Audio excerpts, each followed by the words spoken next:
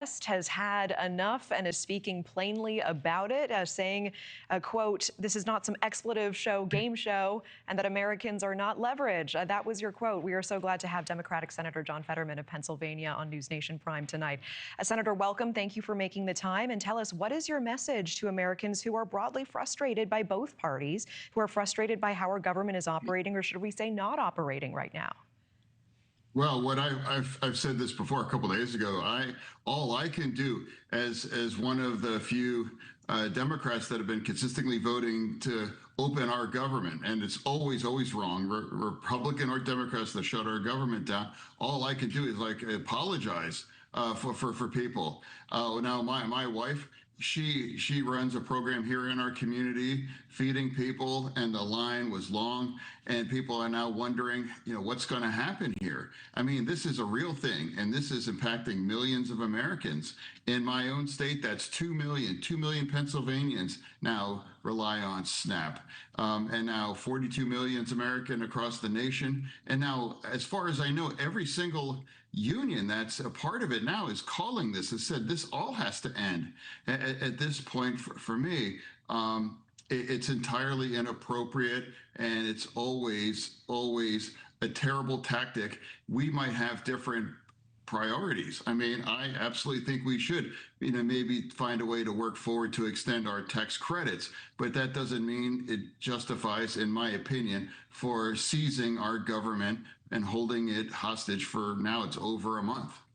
Senator Fetterman, some of your Democratic colleagues have criticized the president for being out of the country for part of this shutdown. Do you share that criticism?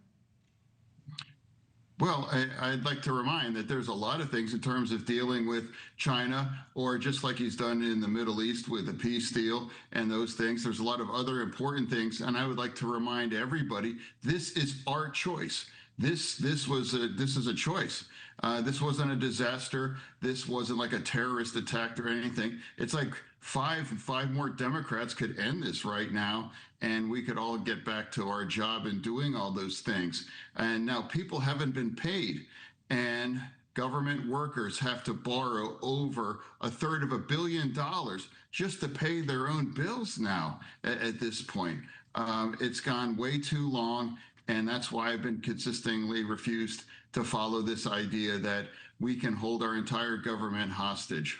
I know the future of your party is also top of mind for many. Senator, should Americans begin preparing for Fetterman for president? Have you given that idea any thought?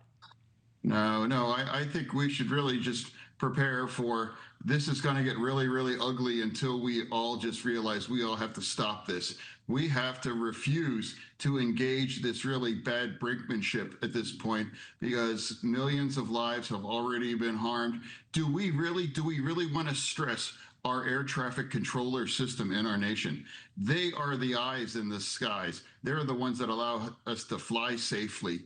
Do we really want to break them to their point? Just part of all of this as well, too. I flew out on Thursday, and I could even see on the board flight after flight after flight after flight, delayed or canceled those things. That's more part of this, including their union now is demanding this to end. I don't know how anybody could justify to have this continue at this point. And I'd also like to point out, like Secretary Rollins did point out, that $5 billion, and I'm glad that will be part of it, but that's not even about half the month, and that's not a solution here. That's actually for emergencies. This is an emergency. This was a choice. This was a this was a vote in order to shut it down.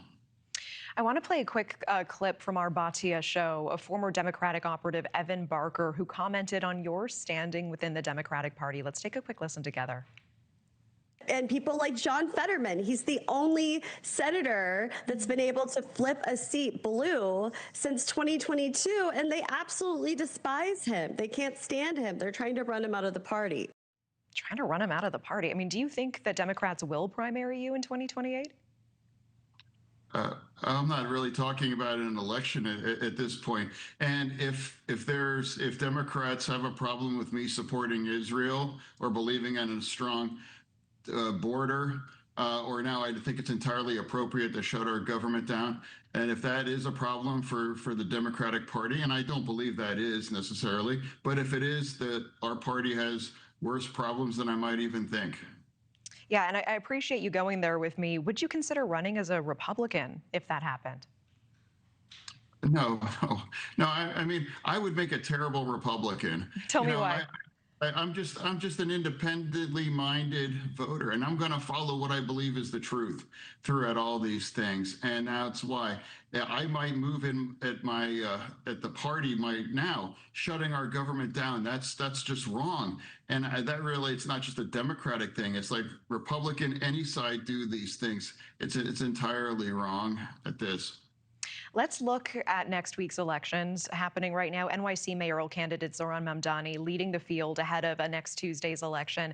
Let's listen to his message at a campaign event earlier in the week talking about his plans for city police. We know what New Yorkers are actually cared about. It's not a question of headcount, it's a question of safety.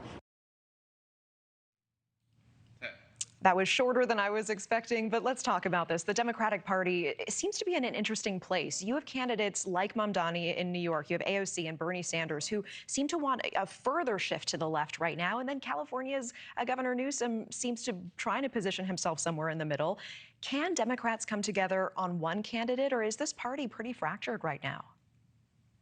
No. I mean, I'd like to remind that New York City's politics really has no impact on actual national politics here for that. Now, I'd like to remind everybody running for the presidency really comes down to 7 or 8 states, and that really is not relevant to the New York City, which is a very, very left part of our nation.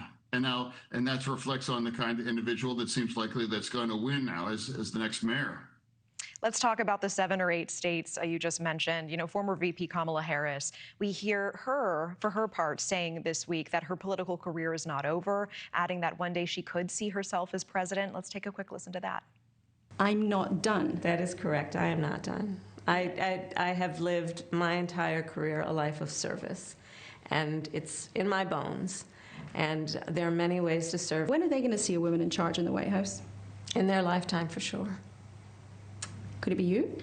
Possibly. Have you made a decision yet? No, I have not. You mentioned the states that matter. I mean, it seems like Americans did send a message loud and clear in November. The Harris-Walz ticket did not win a single swing state, including your home state of Pennsylvania. And you're just hearing former VP Harris saying she's not done. I mean, do you think she should run for president in 2028? Why or why not? I think everyone who believes that they're the right person for the job should run for it. Absolutely. She's entitled for that as well. But what happened in 2024, just less than a year ago, reminds everybody that the more far left or the more extreme you go, it absolutely makes it a possible way to actually win nationally. I think Newsom certainly understands that. And you know, former VP Harris, certainly not the only prominent Democrat who's talking about a potential presidential run.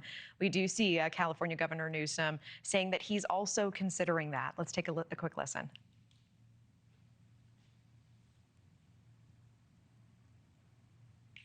After the 2026 midterms, you're going to give it serious thought. Yeah, I'd be lying otherwise. I'd just be lying, and I can't do that. So we've been watching Newsom go on the offensive towards President Trump, especially on social media. One saying Donald Trump hosted a great Gatsby party while SNAP benefits were about to disappear for 42 million Americans. He does not give a damn about you.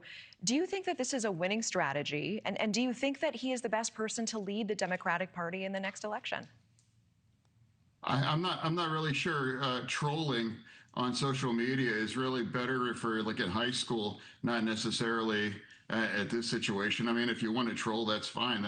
But really, that's not really. I don't spend much time thinking about or considering these things. Yeah, I hear that. So it seems like you're saying that him taking a similar tone, similar tack to the president is not a good look for the party? No, I'm saying it's like that's his approach, is trolling and saying, oh, these things. That's really entitled to him. For me, we're involved in very things that are front and center now, and I think it's like, if it means moving against my own party, I'm willing to do that, because when our party is making a significant mistake, as I felt like we've done in the past, I will move against the party, because I happen to believe I'm country over my party. We have seemingly seen Newsom shift more to the middle on hot button issues. Let's take a quick listen. This is a clip from his podcast with the late Charlie Kirk. Would you say no men in female sports? Well, I think it's an issue of fairness. I completely agree with you on that. It is an issue of fairness. So it's deeply unfair. You alluded to this earlier. I mean, do you think the shift to the center really has to be the right move for the party going forward, whether it's Newsom or anyone else? Everyone's going to go into the middle, but people forgets that the internet exists, and all the clips and all the outlandish things that they've said or they've done, that's going to have about $20 or $30 million to pound you for those things.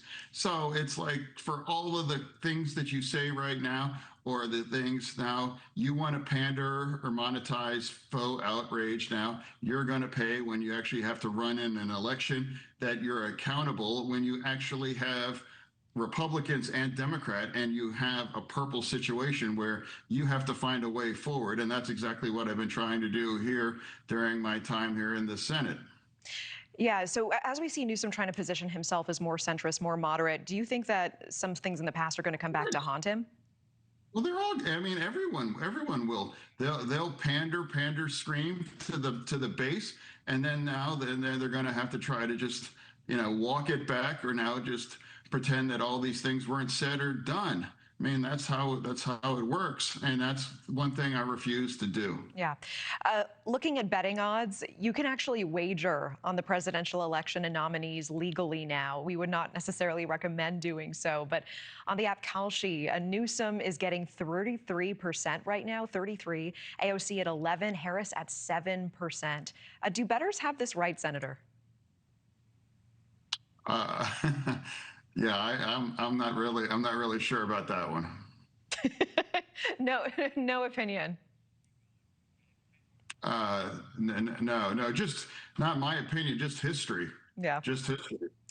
After the 2024 election disaster for Democrats, the Harris-Walz ticket, we were just saying, losing every single swing state. Many are wondering if the party needs a new leader, a new direction. Who do you think should be the new face of the Democratic Party? And I'll ask one more time, could that be Senator John Fetterman? No, this face shouldn't be involved in really pretty much anything. It's rough. It's rough. But regardless, our party really has to take the time to really reconsider exactly what happened. We've been 9 months into the Trump presidency, and now this is the third cycle that we've had since 2016. We have to figure out a way forward, and now different people are having different kinds of approaches, like we just discussed. For me, I'm always going to be country over party, and I'm going to agree with my party on many issues, but then I might disagree with them, and that's what I'm going to be. So here now, Pennsylvania keeps you honest. And it reminds you that there is another side, and it's not just an echo chamber, whether it's you're on Blue Sky or you're in your own circles online kind of a thing. It might be a lot of likes, but that really doesn't amount for much, in the real world. All right, Democratic Senator John Fetterman of Pennsylvania, thank you so much for your time, for your candid conversation tonight. Our viewers appreciate it. Thank you. Thank you for watching. Subscribe below and download our NewsNation app right now on your phone, and you will get fact-based, unbiased news for all Americans.